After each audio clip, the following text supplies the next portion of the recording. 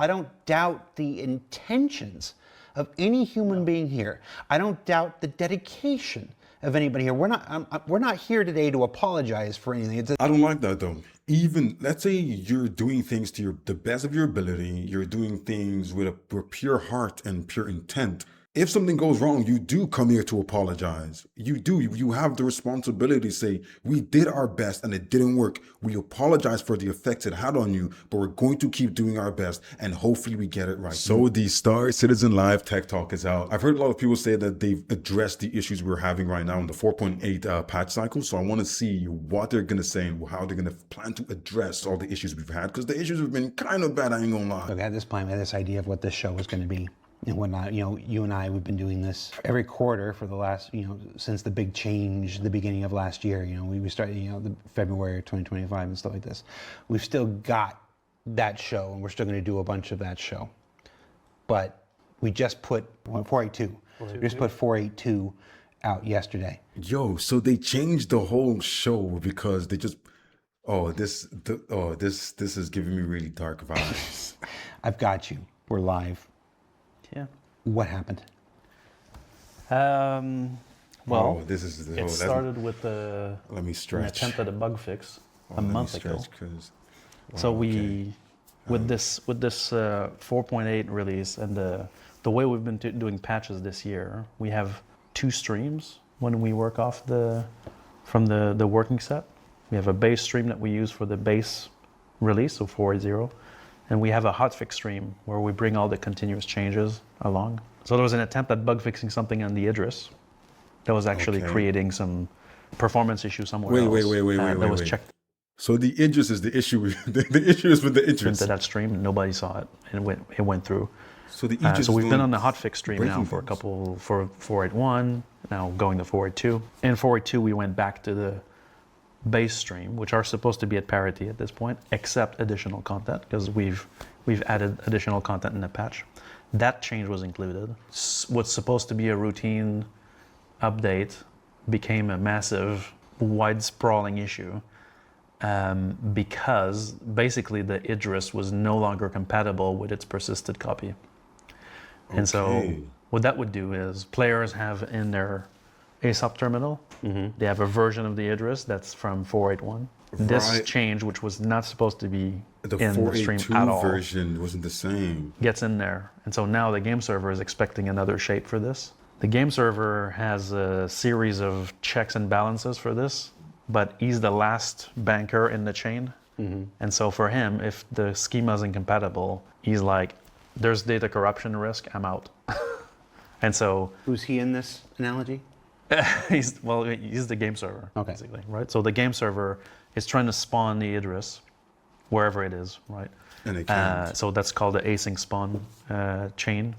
And so as he's trying to resolve the object containers for this and to materialize the ship in game, he comes around an incompatibility, and then there's a hard check for this, because if we let those through, if we disarm this check, for example, then the game server might corrupt ships or might be twisting data, and then we would go wider than that. And so the game server would crash. So there's all this stuff that we have to work on and fix. There's all this stuff that we are working on and fixing.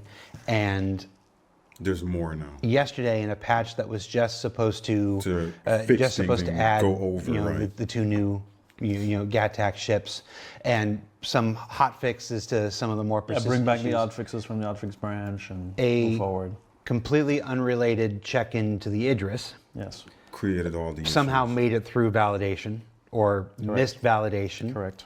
Got in, and now the server, which is still built, the persistence records, which are still built on 4.8.1, and expecting a 4.8.1 version of the ship. Also 4.8.0. 4.8.0. They're compatible. Really? Okay. So it's expecting a 4.8.0 version of the ship, got a 4.8.2 version of the ship without knowing that there was supposed to be a difference, and just went, all right, I'm gonna head out. That's right. You did the SpongeBob meme. Yeah, and so every time an Idris would be attempted to spawn, that server in that region would crash. Damn. And then restart. And then try to load the Idris again, and then crash again. Do you guys remember when we were on stream a couple of days ago and we had like 4 server errors back to back, and it was like an hour of just server errors? Do y'all remember that? It was because people were trying to spawn in an Idris. And so as players were unstowing more Idrises and more shards, more servers got affected. And they just kept Until you reach a botching. point where now the ops team is in the background and they're like lighting all the fires, like the Rohan. Wow. Yeah, you were calling the Rohan. I saw you online at like 3:30 this morning. Yeah. And so we're looking at this, and basically we start cordoning off shards because at the beginning we're not sure what the issue is. So we start cordoning off shards, and what happens in this case is like the more shards are getting offline, the less capacity we have for players that are either entering the game or shard hopping. We have a lot of people shard hopping. And so what happens is they hit the dreaded 60,012 error, which means, hey, there's no capacity in your zone. Damn. There is capacity, but we've had the to servers are restrict dead. it in the meantime. And so we took a hard decision later in the night to prevent players from spawning Idrises temporarily, just to Right. kind of stop breaking other shards. Which I thought was reasonable in the terms of the game and being the game masters, but it was unreasonable in the fact that people paid to play with these ships. They paid to own these ships. They should have access to these ships. Was it a price that I'd be willing to pay if I owned an Idris? Yes, I would have, but I can see if people were pissed about it. Because I know a few people were pissed about it, but again, in the longevity thing and for everyone's sake, it was the best course of action. And then we basically went through and manually rectified. That's what we call percussive maintenance. When you see that in the status, it means we went in and we did a drastic measure to basically fix the Idrises that were either spawned in shards or still left in inventories to make sure that they had the proper schema. And so now we know that all the Idrises are fine. We've lifted that temporary stoppage for that ship. And so now we're back. Right, okay. It didn't take too long for them to do that. That's what happened. That's good. Absolutely unrelated to all the stuff that we're working on, the stuff that the patch was supposed to be, and whatnot. This is Cabret trays being spawned.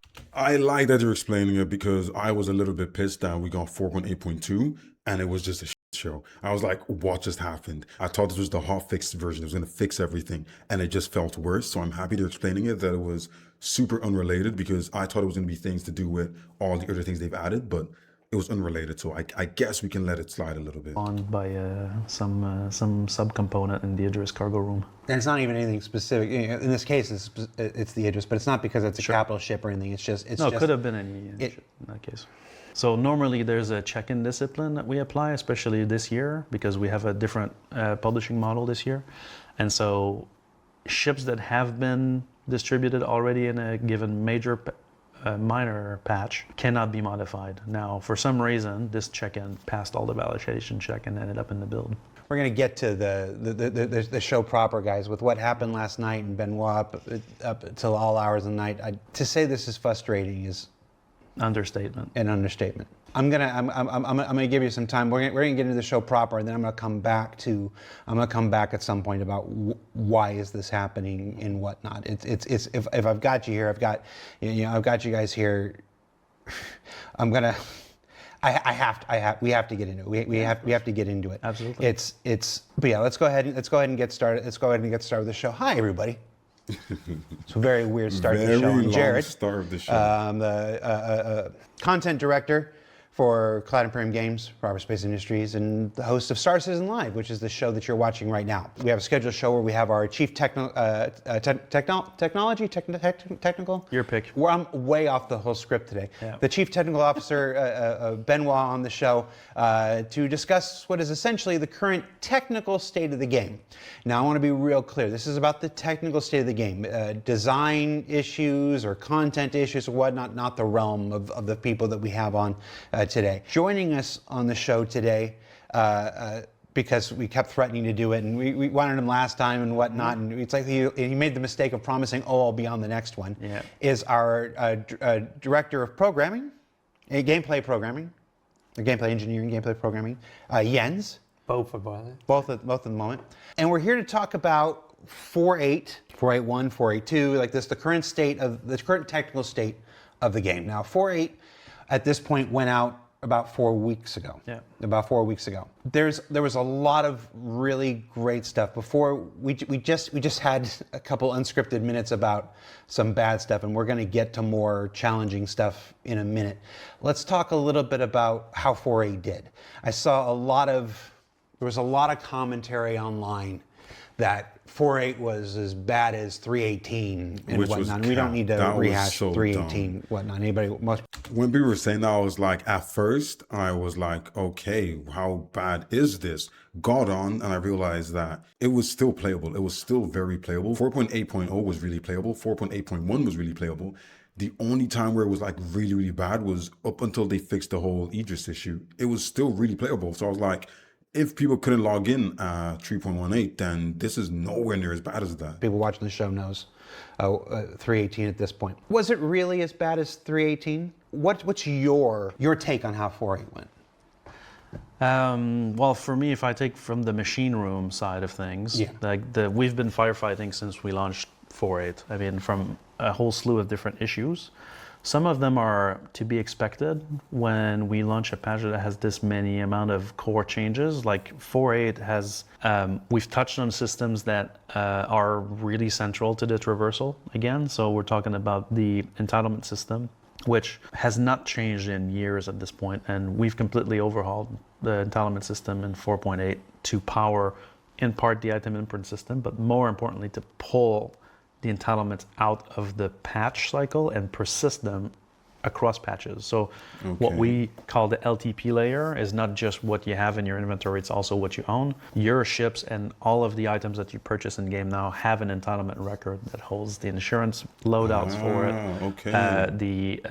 all of the customizations that you make out of it. And that's hosted outside the game, not outside the game, but outside the game patch, which means that when we come back from a patch, there's no risk of, oh, I'm not getting my ship back, right? What you see in ASOP in the first patch will be exactly the same data source in the second patch. And so that risk of like losing ships across is completely gone. So we're very happy. Okay, Benoit, don't say completely. Say is highly resolved. Don't say it's perfect. Don't never say it's perfect. In fact, that bit actually went very well in 4.8, even though up to the launch, it was, there's always last minute things to look at.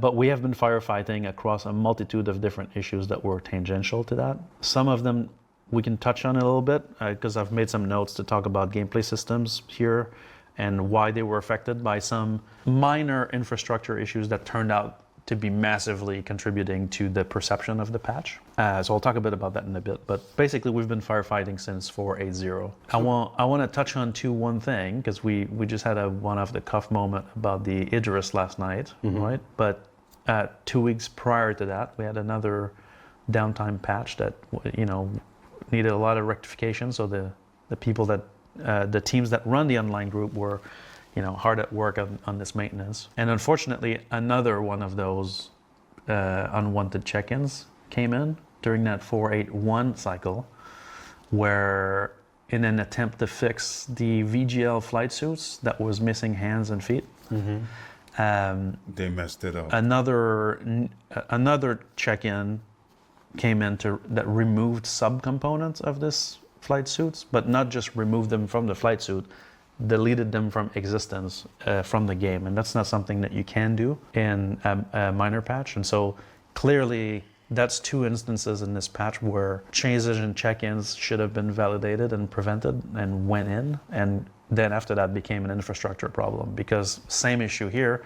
If somebody was wearing the VGL flight suit and referred to these entity classes that were actually representing, I think, the nozzle and the front pack of the suit, then the game server would crash. And so we had, again, to do percussive maintenance to remove those items and fix that. And so that highlights to me a massive issue with how we validate check-ins and how we get changes in the game. So that system needs to get better. Across persistence until we have full forward porting compatibility on the persistence layer, which we don't have at the moment. But will be a game changer. Yes.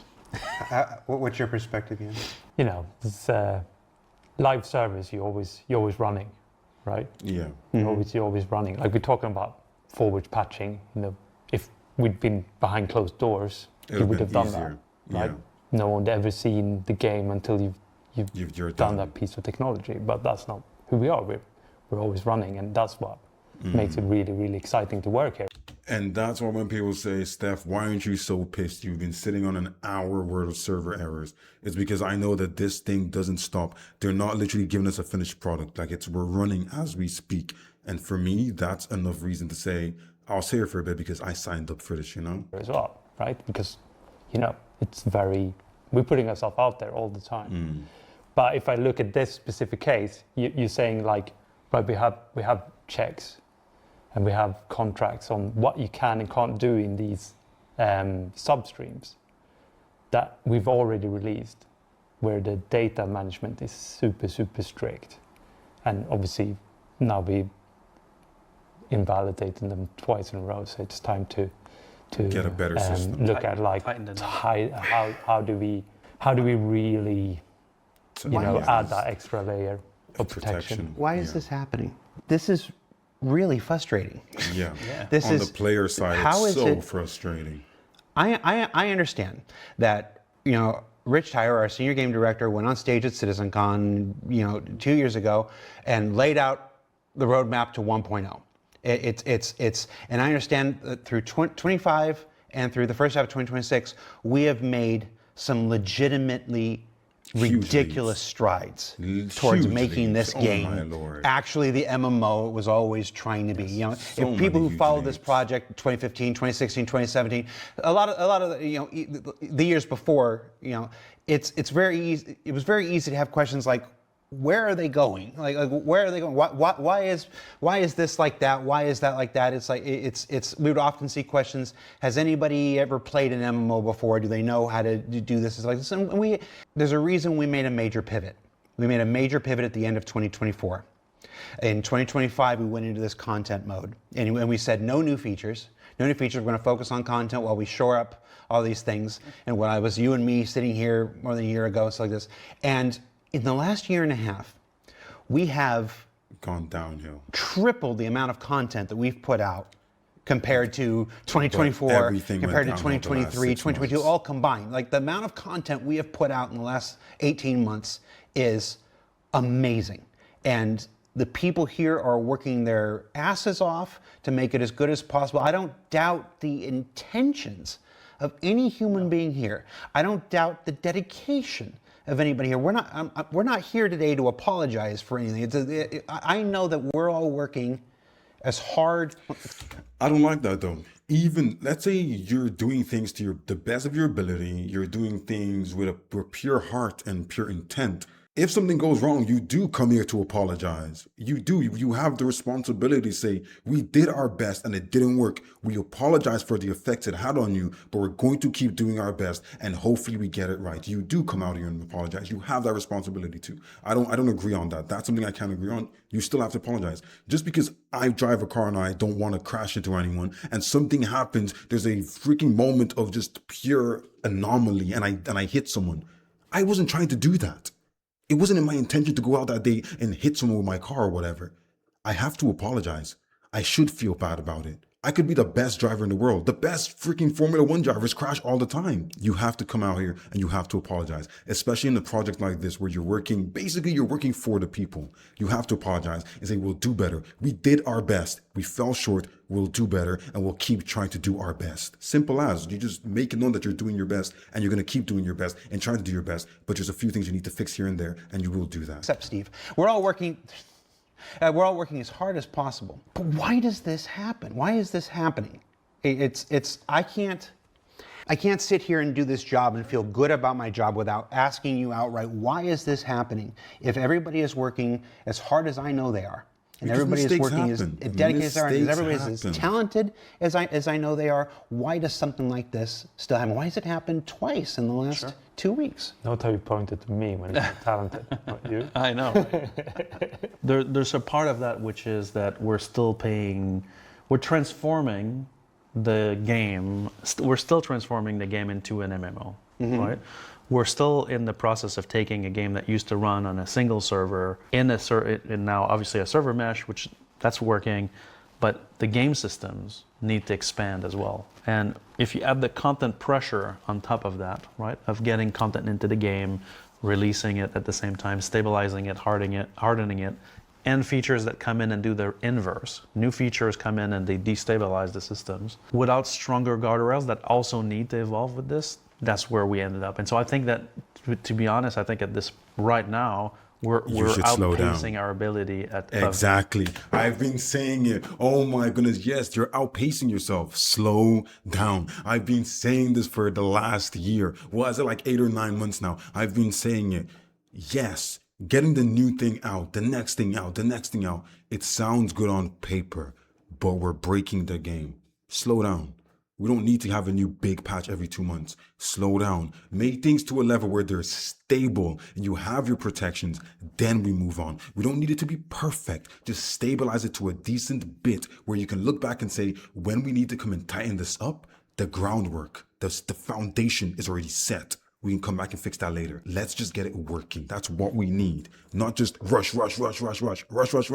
Issues happen. Verifying everything that's being added to the game, and this is where we need to put a lot of our energy at the moment, is to put in those guardrails so that the check-in that would cause this crash issue, right? Those are identified at this point.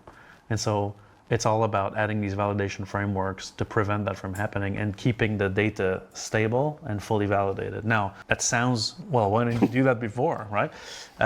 You're not saying that there were no guardrails. No, There's some. Just there are guardrails better in place, ones. but They're not keeping up with the pace. Right. Yeah. 100%. yes, exactly. Like we create more content and more features than we have time to Guardrails add and guardrails protections, to yeah. prevent 100%. these cases, right? The pace is too fast. You know, an example I could give on something unrelated to persistence, right? But you have we're at the point now. We used to we make a weapon, we make a ship, that's it, right? Now we have a team making weapons. They balance the weapons. They design the weapons. They work in that realm. They have guardrails in there, right? They know what to check for, outliers, data sets, how power is distributed, etc. You go to the next team. The next team is making ship components. They have their guardrails, they have their approaches, they have their things, right? They balance it out. You have another team that's making recipes and dismantling, right? They have their own guardrails, their own systems. You have another team that's making economy. They add those things to shops. They add pricing. They make sure that that's balanced, and then they move on to another team that's adding this content to loot boxes, right? Now, we didn't have that a while ago, right? And then mission rewards added in there. All of these have validation, but there's no holistic validation across, right? We're at the point now where all these systems communicate with each other all the time, right? And crafting has changed the game quite a bit on that area, right? And so that translates into more weapons being created, more content being created, more missions giving more rewards, and all these things need to be validated together, not in silos. Is this why in 4.8 there was the thing where there was a weapon? I think it was a ship weapon. I can't remember specifically, but you paid 20,000. I'm pulling a number out of my butt here. Sure. You paid 20,000 to buy the ship weapon, but then you dismantled it and you got like $80,000 worth of materials, and that so you could sell in one area. that you can send. So people were just buying the vendor thing, and doing Right. And you're saying that's because the weapon and the price and the pricing and everything for the weapon was validated by one team, in one team, silo, other if team. you will. Yes. And then the validation of the crafting and the breakdown and stuff was done in a different one. Sure. And there wasn't something that Transversal Across to check the board, all of yeah. that. And also we're definitely now post 4.7 in a realm where just human validation is not enough, It's not right? enough, And so yeah. a lot of game design data is typically, managed by the team. But I think that we're way past that, and we need machine validation for everything, because the rate at which we build it and the amount of technology we're putting in is just too fast for validation to keep up. And we can't just rely on endpoint validation, because in this case it was machine validation that caught the error Yes. and stopped it from corruption. Yes. Yeah, exactly. Like But the it's machine at the endpoint, validation it's had too a late. correct. Yeah. Yes, exactly. So for validation, let's we just need stay on this machine topic here for validation a before bit. it gets to machine It's- validation. People are going to, as talented as everybody is, as skilled as everybody is, and stuff like this, mistakes are going to be made, and the wrong thing's going to be checked in, and stuff like this. And the game is growing at a scale Like I've been here for more than a decade and stuff. I know it's a Jared meme drink anytime I talk about how long I've been here. I am so incredibly proud of the game right now. It's the last 18 months have hands down been the best 18 months that this game has had since the PU went online in 2015. And anybody that says otherwise is being disingenuous. No. I would argue the last 10 to 12 months could potentially be, that statement would link to the last 12 months or the last 14. If we're being generous, the last 14 months, then things started to crack. We start to see cracks coming in. If you want to just blanket it, right? His statement could be facts, but I would say it's more 12 to 14 months. And the last couple of months, we start seeing a lot of cracks. And the cracks aren't from the previous things. It's all from the new things. And those new things are breaking the previous things. So the previous things, they were good. The last, I can hands down. Since I started playing Star Citizen, the last 14 months were just blew my mind every single time. But the last couple of patches, the last couple of cycles, we've been seeing cracks. Just are.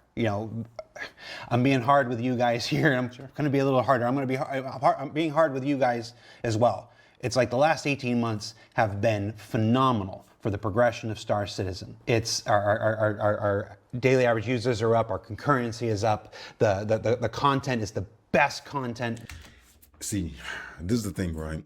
The daily users are up and all of these things, but it's not just because the game is stable. It's because the audience believes so much in what we are playing and what we are hoping to see that the audience is trying their best to bring more people in.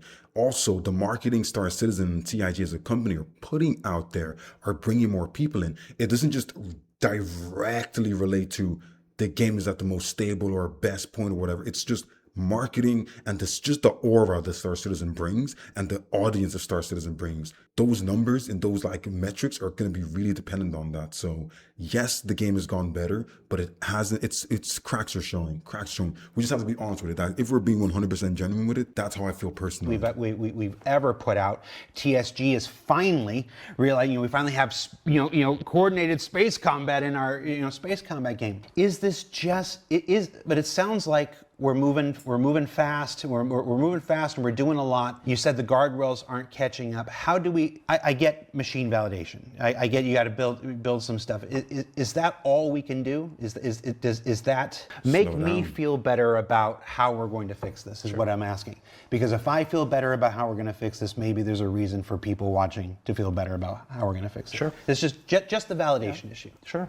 So it's a problem we've known about, right, and we've been trying to solve, right? And so more recently, there's more changes that have been coming from the engine side to give us a framework for validation. When I say framework for validation, is that game designers can participate in this, right? It's not like, oh, they need to hand it off to an engineer, and the engineer is busy and he can't do the work, and now the validation is not added, which is the mode that we've been in the past, right? And so we've been in the process of building a validation framework for all game systems and all pieces of data stored in the game that can do queries across all data, whether it's, hey, I have a mission in this location that requires this, that pays out this. Is that an outlier compared to, And so being able to do cross data queries across the entire game, which is not something we've had before, which allows us then to just express these checks, find outliers into mission payouts, find outliers into, if we go back to the example of the gun is for sale at this location at this price, it's dismantleable into these components that can be sold at this location, that exchange value is too high, right? And so something that creating these validations will become part of the design work completely with this framework, which will allow us to have all these guardrails. On top of that, we've got the more technical validation, right? So the two issues we got in 4.8 related to modifying ships that were already distributed in the main patch and removing entity classes, for example. Both of those things already have locked checks right now. That's the first thing we did when we discovered them. But we're going to keep adding more of those compatibility checks. Now, 4.8 also has the beginning of database patching. So What's that? in 4.7, we didn't have the full ability to persist all the crafting properties on weapons. So if you crafted a weapons, all the modifiers were not necessarily going to persist through LTP, right? In 4.8, we have introduced in the back end patchable serialized variables. We didn't talk about it much because it's kind of mixed into the. Wait, because I haven't crafted any like really good weapons. So you're telling me when you crafted things, when they put in a different patch, it took away all the advancements and all the additional buffs you got to it. Right. So that was probably one of the big reasons they had to do the wipe. Because at the end of the day, they couldn't translate all those new item like data in. Wow, okay. Crafting system, but basically we now, in the schema of a component which stores the data for something, let's say it's a weapon, right? And I have the modifiers for it, let's say elongated nozzle, faster damage rate, whatever. These values, we now know which one of those values is patchable, right? And then we're able this way to persist them and patch them in the next release. We also determine which ones we store when you stow it. We don't stow all variables, which used to be the case. And that's the foundation for us to keep working at what we really want to achieve, which is a forward patchable data set. So that now these, even if you know, the ship team goes in, changes all the serialized variables for a ship and rejigs the whole object container layout for a ship, that will be able to live migrate your ship to the new version without crashing the game servers in the meantime. So basically embracing this movable data set. But that's tricky to do. Obviously, we've been at this for a long time, but 4.8 has the beginning of that just for crafting properties. Right. That's great for allowing us to better manage when somebody checks something in that they do. But I'm talking about what are we doing to stop the check-ins that aren't supposed to happen? Sure. Like through validation. Well, it's pre-validation, right? The one I call this validation framework I'm talking about is pre-check-in. Okay. Right. It's something that I'm working on the game. I'm going to add a new gun and I'm going to price it this and I'm going to make it super powerful. Right. Well, that would flag. Exactly. I could not. Yeah. I could not check that in. Right. The system would go, wait. No. You need some authorization before you can check this in because of these reasons, which currently we don't have something like this. That's cross-checking, right? Obviously in each silo, yes, but not within. No, within the whole. Is this something I have to ask you the one question here. Is this something that we're talking about that's a 2027 thing? Is this are there parts of this at least that can go in? Is there hope for this? Yes, sooner rather than later. Yeah. We need this yesterday. Like, well, I'm aware we need it yesterday. Yeah. But are we getting it Right yesterday? now, like, okay. To get all these checks and balances in place, like, I don't know if it will be like a 4.9 kind of thing, but it's happening now. Okay. Because everybody around the table knows now, like it's clear from the 4.8 experience that machine validation is required across the board. Let's tackle this from another angle. Why isn't just throwing more QA at this the answer?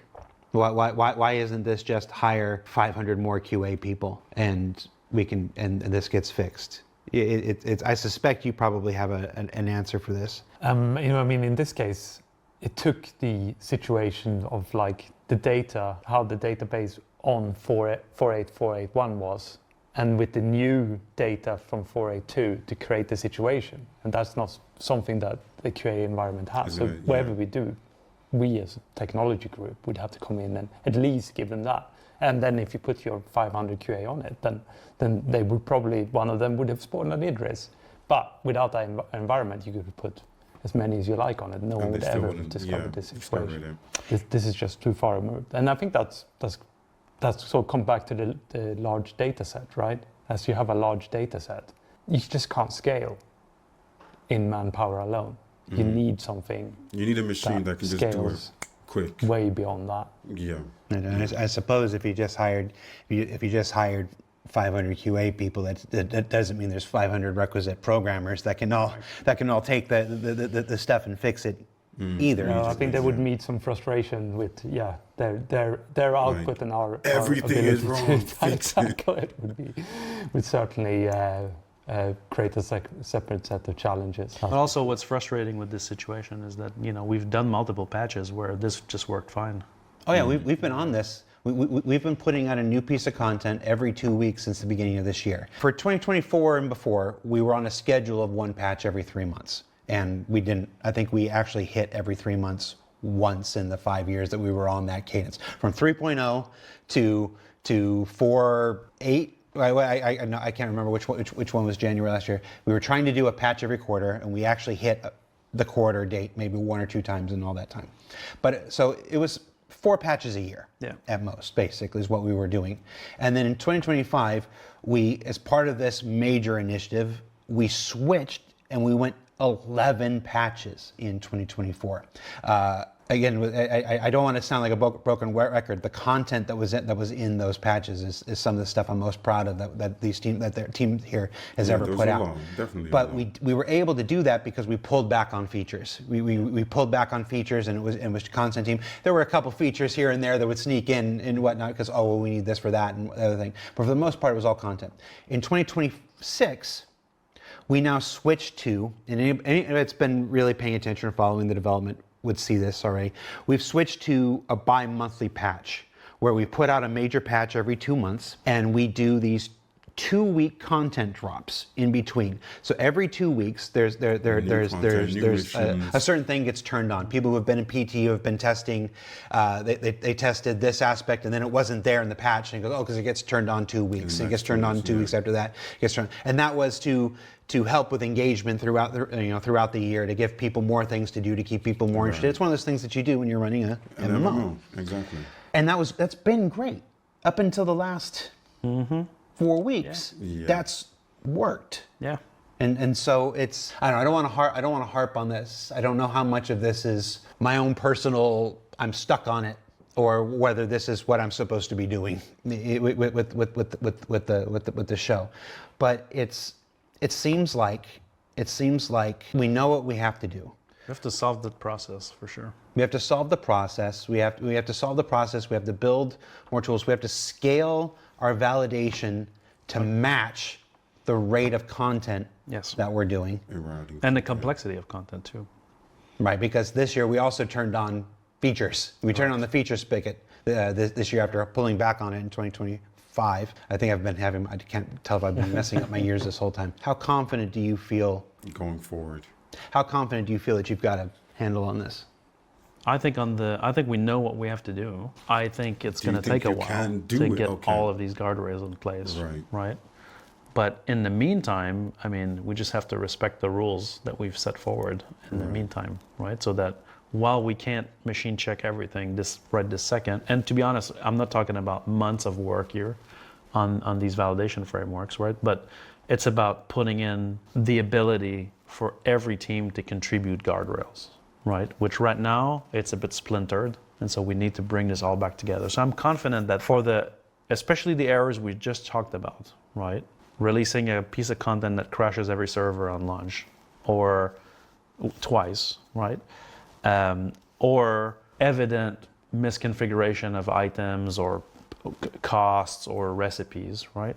I'm confident that will solve the issue, that those issues will no longer occur as long as we respect the validation. So you've heard him, no longer 6 server errors back to back in the space of 2 hours. You're getting 6 server errors for 2 hours. He just said that. And nobody tripped them off, which, that's the next battle. The validation issues. Yeah, exactly. I think that we can eliminate that. Okay.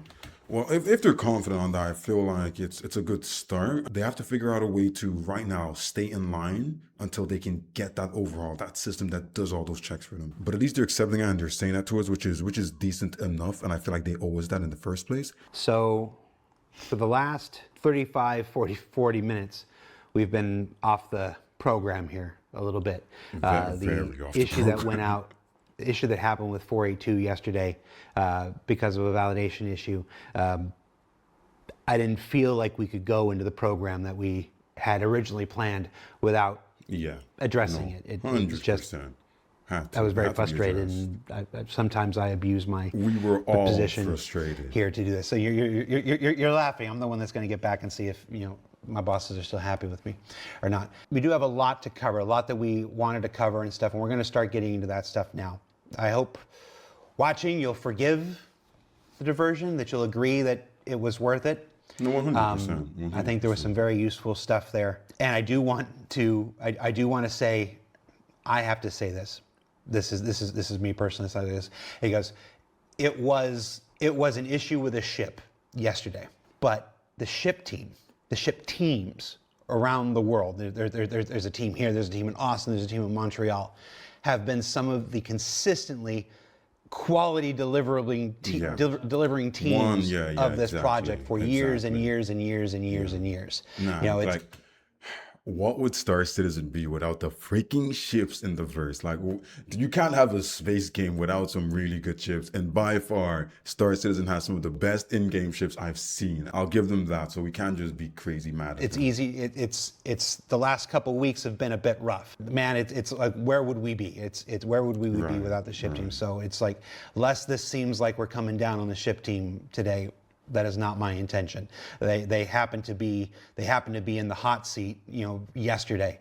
It's like this, but this could literally happen to anybody. Any team. And it did. It happened. It was a whole nother team 2 weeks ago. Sure. And if we don't get these guardrails in place, it's be a whole nother team 2 weeks from now. Yeah. That's why we need these things. So I can't. For me, the takeaway is human guardrails are not enough. Like, yeah, that's the thing.